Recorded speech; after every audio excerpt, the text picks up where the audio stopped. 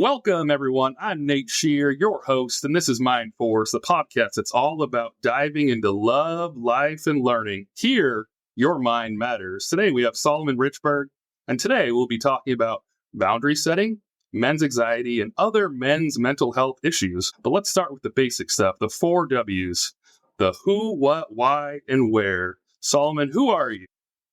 Well, Nate, thank you for bringing me on. I am just a guy that's originally from Queens, New York, that moved down to the sunny state of Florida with a beautiful wife and about to have 3 kids in May. And I'm a licensed therapist that's just here to help people, help men move on, become the better them, the better men that they want to be. And I'm just here sharing my gifts to the world. Awesome. So I think that touches on what you do and where you are in Florida. Why are you here today specifically? Well, Nate, I actually saw some of your TikToks on the mindfulness, and I really liked what I saw, and I said to myself, let me just share that encouragement. Like, hey, you got a good thing going on. Keep at it. And I think that's when you're like, bet you want to be on the show. And I was taken aback there. I said, kind of do. So, that's when we were able to connect. But yeah, I truly came on the show so that one, to support the show, but two, to send a message about mental health and for men's health and boundaries, because I think in the society that we live in, it is something that is a bit missing. And I think we need to emphasize it more, especially for men. It's so interesting how the universe is such a powerful thing. Just today at work, I work in the medical section. So I work for the Surgeon General at my base, and a person stopped by and they wanted to set up a small group type of brief educational small group type thing for men. It was interesting. He recently was diagnosed with cancer in his colon. So he had to have a chunk of his colon cut out and then piece back together. And he was talking about how men have such a difficult time with colonoscopies and these different things that we need and we should probably get after, but we don't want to talk about it. And so he wanted to start with a brief and try to, get people more used to it, and then also be able to break and talk about it and make it more normal. And I love that, because that's, one of the points of the show here is breaking stigmas and making conversation more normal about things. And so I'm so glad you're on the show, and it's awesome that just happened. Kind of funny, where he was talking about how all these different things are on the rise in men specifically. So a lot of negative health concerns sound like it was on the rise. He was dropping different percentages and things like that. But he wanted to share his story and try to get that word out. So I think that's the way we really get after this, because I've really tried to think of how you fix mental health and working through mental fitness. I know it's an ongoing thing, but I think the biggest thing is relatable, right? Like stories and connection. That's where it all comes from. I think we often think, woe is me, I'm the only one going through it, isolation and things like that. But if other people are going through it, I feel like that connection's built and things are a lot different. So, but let's jump into the warm up and get things rolling. Based on the 3 pillars that you have, what's one boundary you've set recently that has significantly improved your life? That's a very good question. And the boundary that I put for my life recently is about being comfortable saying no, and being comfortable saying no for people that's going to be a burden for me if I pursue it. Recently, there was a person of mine, a good friend of mine, that was struggling with some finances. And, I said to myself, wow, this is unfortunate. But, one thing about boundaries is that sometimes when you've struggled with boundaries in the past, those past events become your current events, and it could misconstrue someone that's seriously in need. So I had to be mindful of the situation, that every boundary is different for every scenario. So for this person that needed that support, I was able to help that person, but keep in mind of my own limitations, because sometimes when we set a boundary for somebody, there tends to be a fear of, will this person continue to do this? Well, is this going to be an ongoing habit? Am I going to be comfortable saying no? And one thing that I was able to do, Nate, was to set a boundary by being able to empathize and support that person but at the same time, set a limit for myself, helping that person, but not crossing the boundary where I'm giving more than what I can truly afford myself. So I think that is something that many people also struggle too, especially with finances. That's a big one for people. Yeah, I think that's a really good reminder of, thinking of not doing cookie cutter solutions. I think a lot of times we want everything to look the same for some reason. I guess because it's easier, maybe. And so you want that solution. Hey, I used that one time, I can use it again. And so I'm glad you pointed that out. Different person, different situation. Sit, weigh, sleep on it, figure out what that right course of action is, and then get after it. I think that's a good reminder. You can't, always use the same boundary, the same thing every time. The next question I had for you is, how do you personally unwind or manage stress during a particularly challenging day? It's a very good one. I love it because I also emphasize on self-care. And for me, one thing I do in the morning, I exercise. I exercise in the morning as much as I can. 6 a.m., 5:30 a.m. I wake up. 6 o'clock, that's when I start exercising. I have a little weight set in my garage, and that's something that I do. But also, what I do at night is something like this. It's a sound bowl. And I would use that as a way to meditate. And I have a few of them. And I would use the sound bowl as something to help me be mindful and present at night, because sometimes I would get anxious at night, ruminating the things of the day. And the sound bowl helps me be mindful and present and help me just focus, go to sleep at night. So those are the two self-care routines that I use for myself. And I think it is very helpful for me. And I actually encourage other people to give it a shot. If you haven't done sound bowl work, uh, Nate, I encourage you to, because it's good stuff, man. Yeah, so I got to ask a question on that because on the show, the two reoccurring things are journaling and meditation. And so I got to ask every person, I hope it's not redundant, but I don't think it is because everyone does things a little bit differently. But for someone out there that's listening that doesn't do any meditation, how do you go from not doing it to doing it? Because I think a lot of people, especially talking about men, right? I don't want to sit on the ground, cross my legs. This is foo-foo. This is hippie stuff. Can you kind of walk us through how someone can integrate and start to ease into that from not doing it? Yeah, I mean, meditation is about being in the present. That's what mindfulness is about. Even when I think of mind force, I think of a present force, that you're here in the moment. Mindfulness and meditation does not always have to be, it doesn't have to be a sound bowl, it doesn't have to be you sitting on a mat, on a yoga, doing yoga. It doesn't have to be any of that. It could be simply, uh, sitting in silence and just being attuned to yourself. It could be journaling, right? It could be that being present, writing what we call gratitudes, doing a gratitude journal, and being mindful and present of the things that you're grateful for. That can be something that can bring you into the present, and you can meditate on that. Just remind yourself of the things that you're grateful for during the day. So for anyone that's beginning, for men that's beginning with this, I would say simplest thing is to just name three things that you're grateful for and resonate on that. That is the simplest way of going about it. And then from there, if you want to try something more challenging, you can do a sound bowl or you can do some deep breathing techniques. But that's basically it. That's the beginning. I love that too, because I think a lot of times, and maybe even more on the men's side, I think as humans in general, but more on the men's side, we want the first thing, I feel like a lot of times to be this heavy lift, this Herculean effort, this huge project.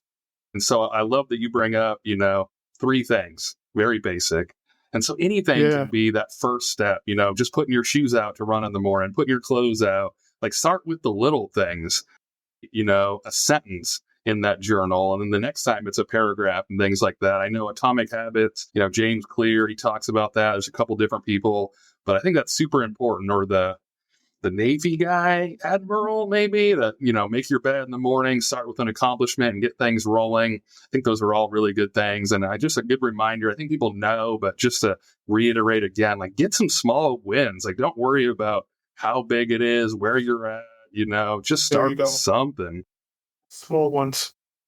The last question I got in the warm up, this one should be fun. What's a misconception about men's health that you wish more people understood?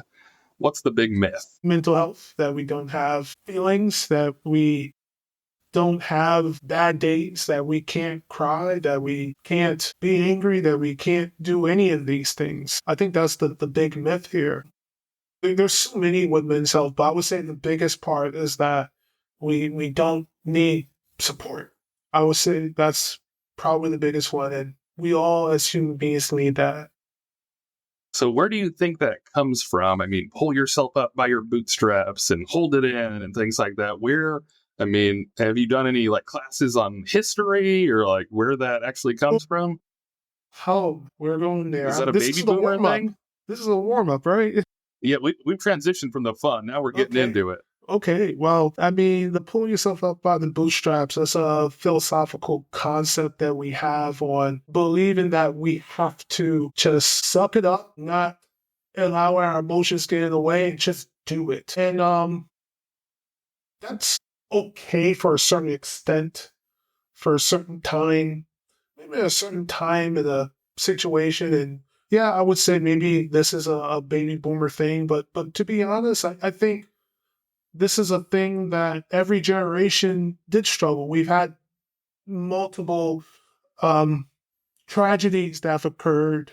Um, I mean, me being a millennial, I mean, I grew up, uh, born in the late 80s, grew up in the 90s. I lived in New York in 2001.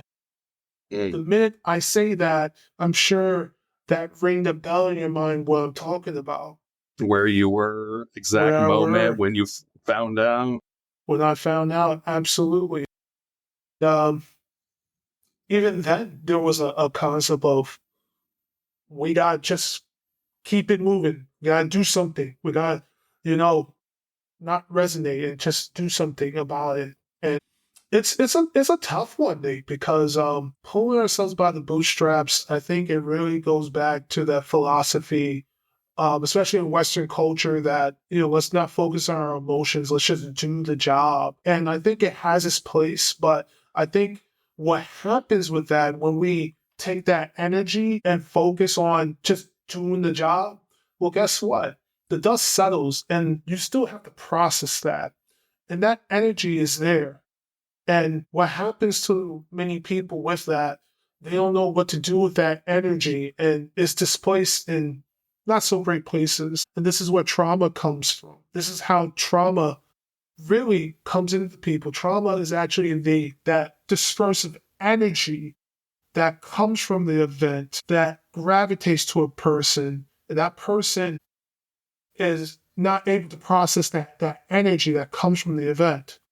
Like a car accident, that energy, that impact that happens that we get from that, uh, that what resonates people. And that's why some people can cope with it and other people can't. And this is why we as a society cannot just accept that one person could just pull up by the bootstraps because that person could do it and the other person can't do it. That other person is not right or wrong for that. But we live in a society where everyone has to be the same. And that's not true. Nobody's the same. We all come from different experiences. We all come from different parts of the world, different timelines, and we need to respect each other more on that. So, yeah, Yeah. yeah.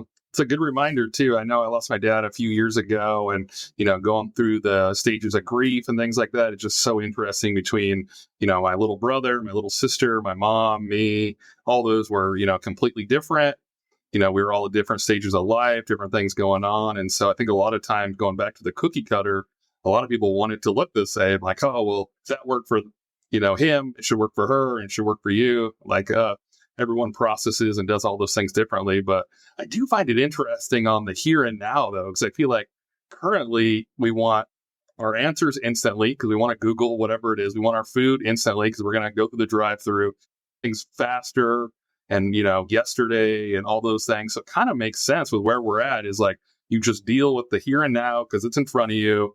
and just don't worry about the rest, even though you're going to burn out and you're going to have problems later. But the way that we seem to process things currently is just what's in front of you. So it almost seems like it lines up, just do, and then, deal with the fallout later, which I'm no way saying is right, but it does seem to make sense with how we are, want things here and now. That's awesome. Well, that rounds up the warm up. I want to see if you have a question for me before we go into your 3 pillars.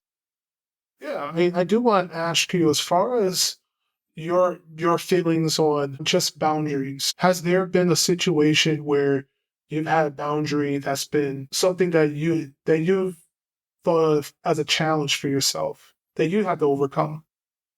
Yeah, I'm awful. I'm not great. So I don't know. Back to my childhood, I probably need to, go through counseling and kind of process some of that.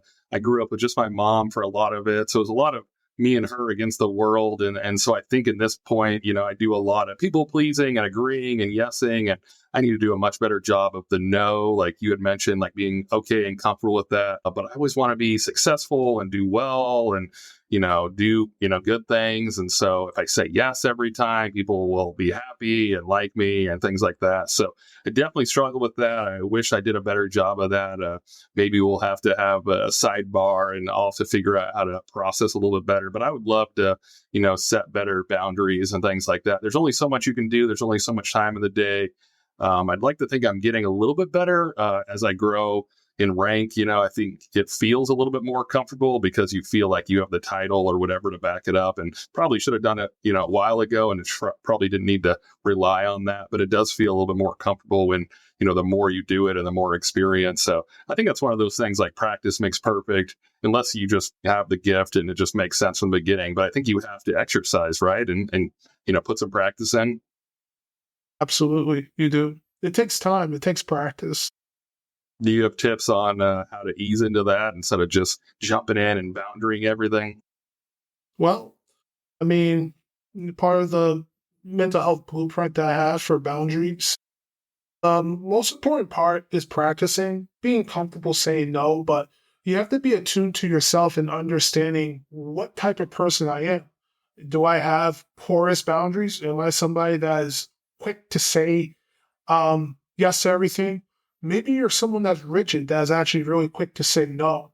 Or maybe you do have healthy boundaries that you don't know about. And that's another thing, is that people think that they have terrible boundaries, but they actually have healthy boundaries. But it all depends on the person and the situation. Mind you, when it comes to boundaries, it's a thin line when it comes to boundaries and assertiveness. Because when you're having healthy boundaries, you tend to be assertive, not aggressive, not passive aggressive, but assertive. It's a huge concept, and that itself is a huge breakdown. I'm more than happy to share.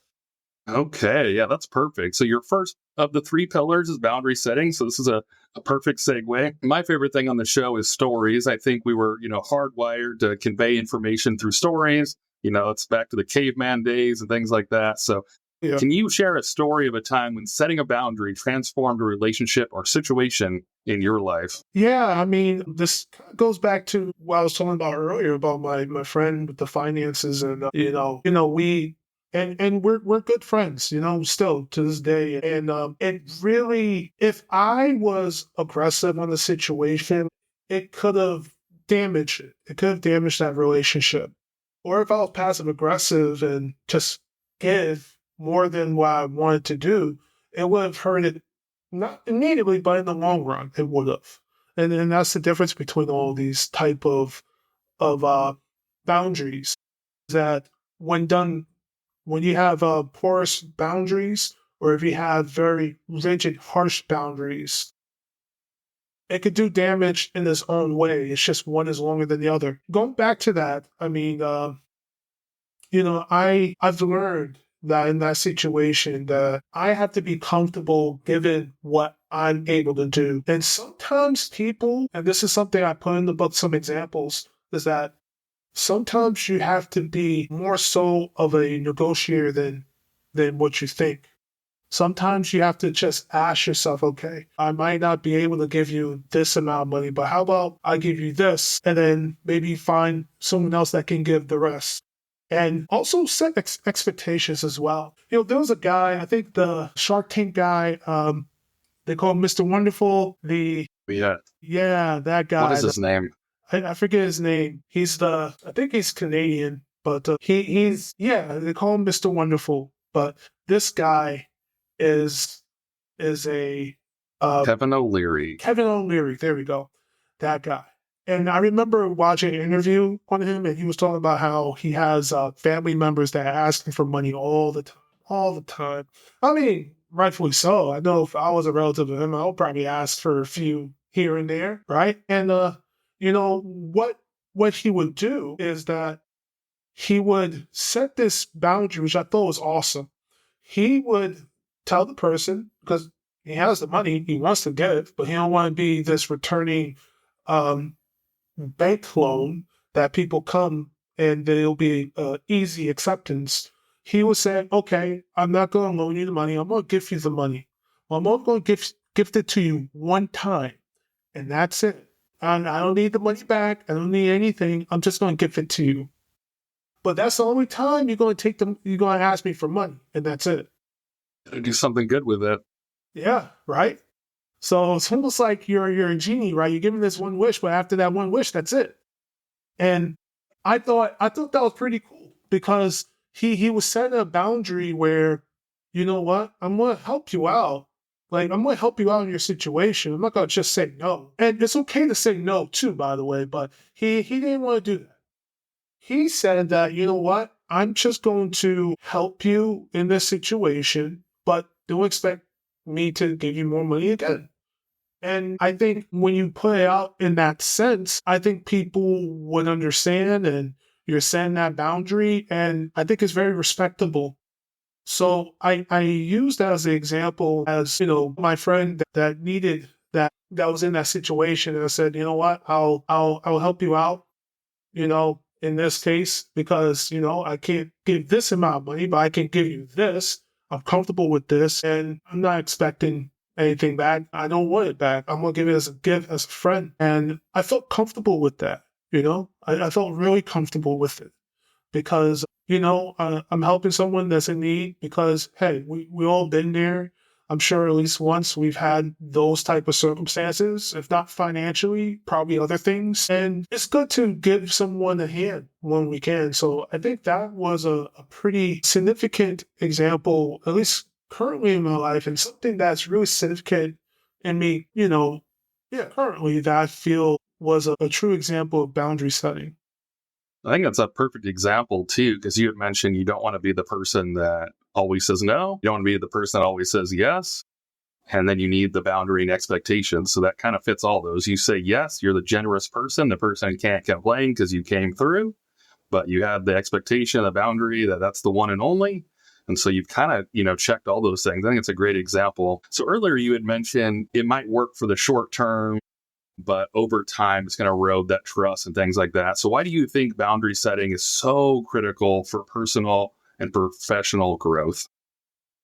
Simply because as humans, we are going to go through trials and tribulations, and situations will come and arise. It's so easy for us to go to people that we're comfortable with versus people that we're not. And that's why it's important to be comfortable saying no when you can, but also being comfortable creating solutions for people.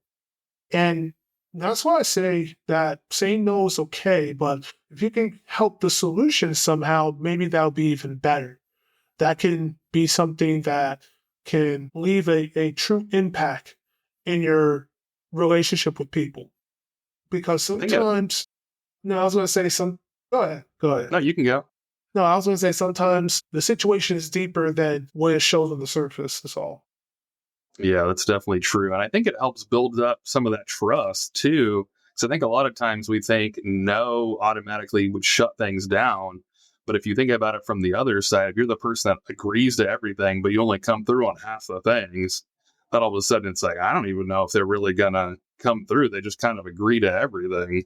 So if you have the yes and no, you have that mixture of the things that you can actually do. Then when your yes comes through, and can bank on that yes, which I guess goes back to like the boy cried wolf and things like that. So I think it's good, in a certain case. I don't do a great job, but I can definitely see like where that would be beneficial. And the last question we have in this pillar is, what advice do you have for men who do struggle to set and maintain healthy boundaries? So me. Okay. Yeah. Well, it starts with being comfortable saying no. First thing you can do is you can even, if there is a situation that you have in mind that you struggle with, you can role play. You can do it with yourself in the mirror, or you can have a trusted friend that you're comfortable with. But it takes practice to say no or to create a solution to address a situation. It's not something that you just learn that quickly. It's the same thing for people who have a phobia. Let's say if you have a phobia with spiders, arachnophobia. As a therapist, one thing we do is something called exposure therapy. And with exposure therapy is something where if you have this fear of spiders, we're not going to just give you a big tarantula and say, here, won't you pet this tarantula? That's what we call flooding. And flooding is a concept where you would do that, and you have probably like a 50-50 shot of it working or making things a lot worse. So we don't like numbers like that. We like something a little more effective. Something with spiders, with arachnophobia, we'll start with the word spider. Then we'll start with maybe like a little picture of it, maybe like a cartoon picture. And then we'll start with the real thing, like a real image of it. And then, maybe we, go to a zoo that has spiders, and we kind of work our way up. We're getting more and more of that exposure. Same thing with boundaries. You start off with, that small boundary that you struggle with here. Let's say it's a situation with um, a friend that always borrows money, or maybe it's a partner that you have, your girlfriend that to stay up longer than you can because you have to get up. And it starts with saying that, hey, you know what? I have things to do in the morning. I'm more than happy to maybe have a little more time over the weekend because I have more time to do it, but right now I can't. I mean, what do you think? Maybe there's some other things we can do during this time. Maybe there's some things we do in the morning. Create solutions. A good boundary setter is someone that creates solutions to the situation. And I think that's a huge hurdle that people have when they struggle with boundaries, is that they don't know how to solve the problem. So they solve the problem by saying like, sure, yeah, let's just do it. I'll stay up longer even though I have to get up in the morning and be tired, maybe be late for work and get some points off depending on where I work at. I'm going to displace that anger back to you because I'm not getting what I want, which is more sleep. And that's what we do is called projection. So, anger in men and boundary setting in men kind of ties hand in hand, because people who struggle saying no or create these solutions, they tend to have these worse outcomes, and then we tend to react in a negative way. Yeah, that makes sense. One of my favorite books is Fierce Conversations by Susan Scott. Have you ever read it? No, I haven't, but I heard of it. You read it and we can reconvene, because I have so many quotes from that book. I love that book. But I wanted to ask, I'm in a leadership position at work. So if anyone's a manager or a leader at work, kind of in this role of boundary setting, how do you have the best feedback with a member that maybe isn't pulling enough weight, or, doing some things that are not they shouldn't be doing, or things like that? How do you set the room? How do you have that best conversation? Because I feel like it usually leads to a lot of shutting down and defensiveness and things like that. It feels like kind of in the same realm of, creating solutions and boundaries. But could you walk us through like a difficult feedback? Yeah. I mean, that's a good question, Nate. I mean, one of the oldest forms of conflict resolution is probably the sandwich method, which is you start off with something positive and then you lay with the negative and then you come back with the positive. But let's stick with that second part, that negative there. That's when things get pretty crazy, right? Because people will start off with, you're doing great. I like that you have this red tie that you come in, but all your paperwork is horrible, it's trash. And but you leave on a good note saying that, and you got some nice black shoes, and you just leave the room just feeling helpless, right? And icky a bit. So that mental, right? We want to use something called I statements, and we want to express how we feel about the situation. We're not trying to blame the person. We're just trying to use the data that we've seen. We're not trying to make the person look like they're inferior in any way. We're just stating the data, right? That's the time where you feel X, Y, and Z, and then you express that data that you have. The hard part when it comes to this set of boundaries, especially in the workplace, is that we don't want to step on people's toes. We don't want to make people feel bad, right? Even if you were, even if you are in the service, if you're in the military, I mean, you're still human at the end of the day. You still don't want to make someone feel like crap because of what they experience, even if the culture is designed that way to be cold and callous. I believe a lot of people feel that they have to still be mindful of those feelings. So I would say that a great way is, you start off positive, you use those I statements, express how you feel about the situation, get straight to the point, create solutions, ask like, how can we help? What can we do to make this work? You're there almost like a coach at this point. The great coaches are great solution solvers. They're problem solvers. They want to figure out how to make improvement on the situation and then leave on another positive note. And I think that would be a great starting point on this, and not to go too much in detail into like industrial psychology, but more of those follow-ups can help as well. Makes sense. Yeah, it's difficult, Being the boss is never fun, is it? So your next pillar is men's anxiety. So I think this will be interesting. How does anxiety manifest differently in men, and why is it important to address those differences? Well, simply men's anxiety has been something that's been overlooked in our society. Men's mental health has been overlooked, and a lot of men struggle with anxiety, hands down. I think one of the most important parts, Nate, is that being aware they exist.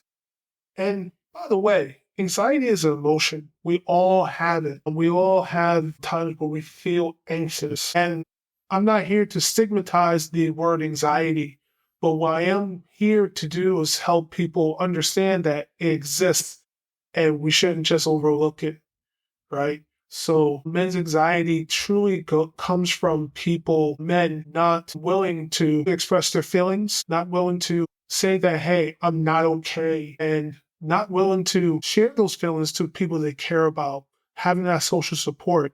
Because as you know, a lot of us men, we tend to isolate each other. We try to isolate ourselves amongst the people that could be a support. And that's going to be the number one thing. And the next, actually, currently now, is that men's mental health is going to continue to be on this decline if we don't create an intervention and awareness that, hey, men need support as well too. Excuse me. Yeah, it's so interesting to me because for the longest time we talked about like pulling yourself up by your bootstraps. And, I think the model, for the longest time was the traditional model, the woman staying at home and stay at home mom, and then, the breadwinner. And so you're supposed to bring the money and take care of everything and protect the house and so all these things. And so this thought process for so long is, if you're crying or, actually feeling your emotions like a regular human should, who's weaker or lesser and things like that. And it's just so deep rooted. It's so difficult. But I wanted to ask you another time if you could share another story because I love stories. So do you have a moment from your own journey or, one of the clients or something without obviously giving information where that anxiety took a turning point for change or self-discovery and got them, the help they needed? That's a good question. Ooh, there's a few that I could think of. I can take it into my own life, and I can talk about a situation where I was ready to just be done with therapy as a whole, just done with the field, and my anxiety was just so overwhelming because to become a therapist, you have to pass these boards, these certification exams. And I struggled. I failed it twice. And I said to myself, this is it. I'm done. Actually, there was a point in time that I actually got into programming, which was a blessing in disguise, believe it or not, learning Python and teaching my son that. So it actually turned out to be a very fortunate thing. But I've learned that I had to dig deep within myself and truly believe that it's okay to not be okay. That, those struggles of that test anxiety that I felt was really the issue, not me not knowing it. Because after I learned that it was that test anxiety that really threw me off, that's when I was able to really crack down, practicing mindfulness and meditation, and pretty much learn to be attuned to my body. And I was able to pass it and, helping people ever since. But it also dig even deeper, darker issue in the field that I'm in a field where people have to show that they're better than the other people. It happens a lot in this field, the medical, mental health are the biggest. We're notorious for this. Doctors, therapists, we want to one up the other person just to show that I'm smarter than you. Look at my credentials. Look at what I have. Rather than just being okay for who you are and being comfortable just saying that, hey, I'm not perfect. I'm not this. I'm not that. And once I learned that, this culture of this, in mental health where even the therapists are having identity issues and having issues with feeling like they're not good enough, that made me realize that, okay, we need to change the whole dynamic here. We need to change the whole game here, Nate. We need to learn that, what? We need to stop one-upping each other and really being okay with someone's perspective on things versus the other person's perspective. I've seen that a lot in my field, actually. I've seen that with other therapists, just one up in the other. And I'm sure it happens in many other fields, and I'm sure you've seen it yourself. But that Oh yeah. culture needs to stop. And I think that's what brings a lot of anxiety, especially in men, because we have to be the alpha male. We have to be the best. We have to lower our voice when we can. We have to show that we're a man's man. But what is truly a man's man? What does that even mean? Yeah, I think we struggle even more in the military because we have, what we call stratification, which is who's number one, who's number two, who's number three in the unit. And so we get down to even to the level of numbers. And so, everyone knows who's number one because they, do the thing. It's supposed to be somewhat secret and whatnot. But I mean, by the end of the day, everyone knows where they are. And so it's just rough where we, I think we're trying to do stuff to promote competitiveness, which is good to a certain extent, but squashing people like that is pretty tough because only so many people get the number and then everyone below that is lesser than. And so it's difficult when those promotion things come around. One thing I wanted to ask you, I hate going to briefings and things where they talk about hypotheticals and things like that. So I always like to ask, what are actionable tips and tricks that you found most effective in managing men's mental health? What's something someone could do today, this week, this month? To a friend. What does that Simple. look like? I mean, being able to be comfortable expressing your feelings. And that is the number one issue with men's mental health is that we're not comfortable utilizing social support. Women, they do an amazing job with that, by the way. They are amazing. They'll get into a support group in a minute. They are quick to utilize their friends, utilize the people around them. Very quick with that. I mean, But they with even go to us, the bathroom together, right?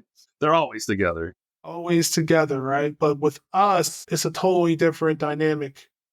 It's well, I'm good, but you're not good. I'm okay, I'm fine, fine. I'm not, but you're not fine. You're not okay. And I think we live in this dynamic where we're not willing to say that I'm not okay.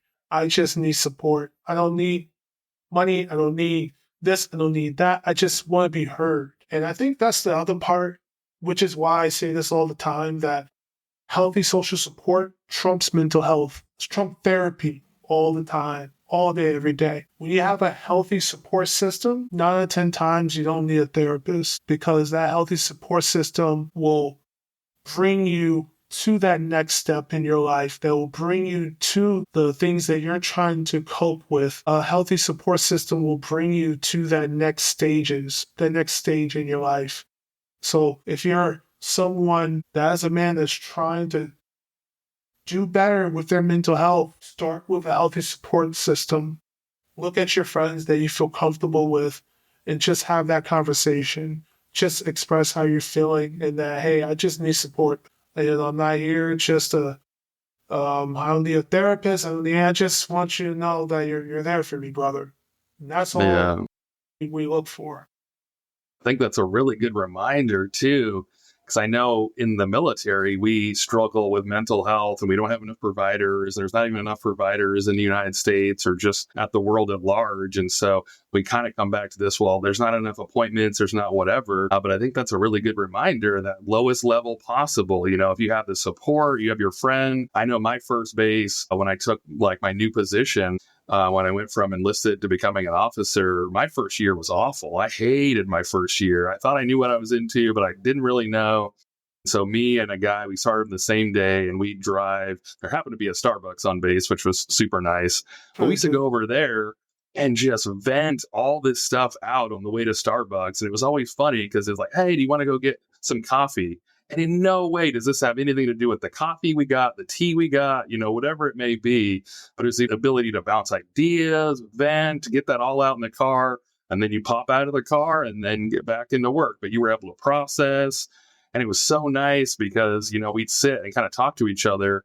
And I loved how we always went down two roads. And I don't know how we came up with it. I guess we just kind of stumbled across it. But it was, do you want me to find solutions or do you want to vent? Those were two different ones. Like, we start thinking of ideas for each other, or I'm just going to listen and let this word vomit, and then we're going to get out of the car. Those are two completely different ways. But going and grabbing something in the afternoon from Starbucks, maybe it costs too much money, but I'll pay for it for the mental health aspect. But yeah, that's really good stuff. The last pillar you have is men's issues in mental health. And so I think this is a perfect segue.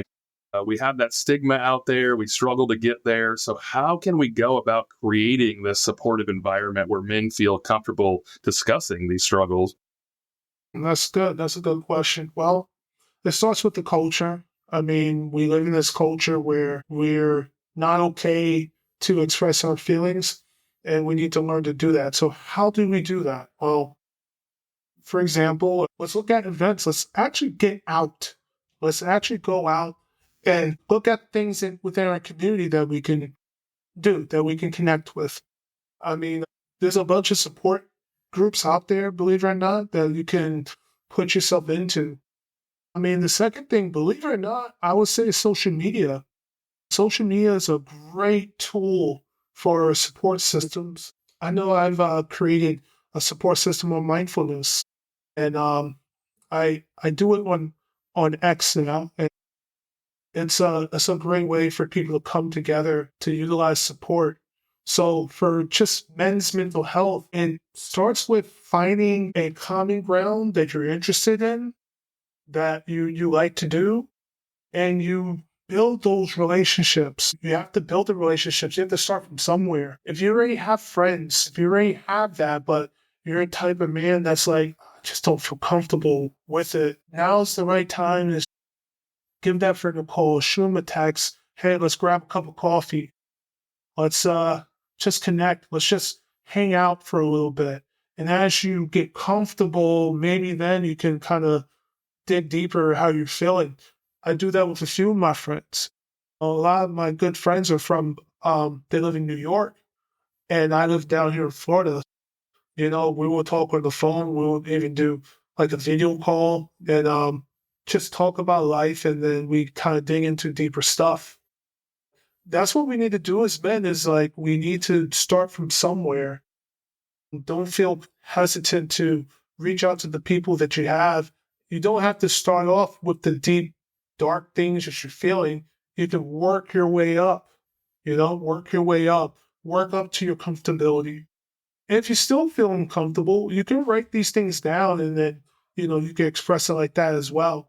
But you have to do it within your comfortability is the most important part.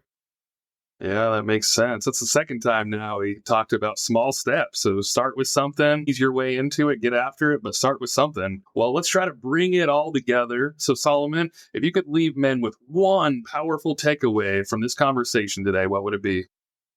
The most important part, and I know we spoke about boundaries, we spoke about anxiety, we spoke about mental health. I think all of this goes back to utilizing healthy support systems. I think this rounds up to that. Even with boundary setting, I mean, if you struggle with boundaries, I mean, it's good to reach out to a friend and express these struggles that you have and being comfortable expressing these feelings. It goes back to being comfortable taking that step, but don't feel like you have to take this huge gargantuan step. It's baby steps, like that old saying, just take little baby steps. And that's what it's about. You don't have to take leaps and bounds. You just take that first step. And for men, I'm telling you, the first step is reaching out to a friend that you trust, that you feel comfortable with. And mind you, it could be a family member or a friend that you trust, not anybody that you call friend, that you call family member, that you don't feel comfortable with. The people that you feel comfortable expressing these feelings with, start with that. And then you work your way up. And then also being comfortable writing down things that you're grateful for, or just saying in your head one to three things that you're grateful for. So support, mindfulness, and being grateful. That all makes sense. How do you eat an elephant? One bite at a time. Well, Solomon, thank you for coming on the show. Please join the conversation. Connect with us on one of the many social media pages to share your questions, insight, or feedback. We're building a community, and your voice matters. I love you all. See ya!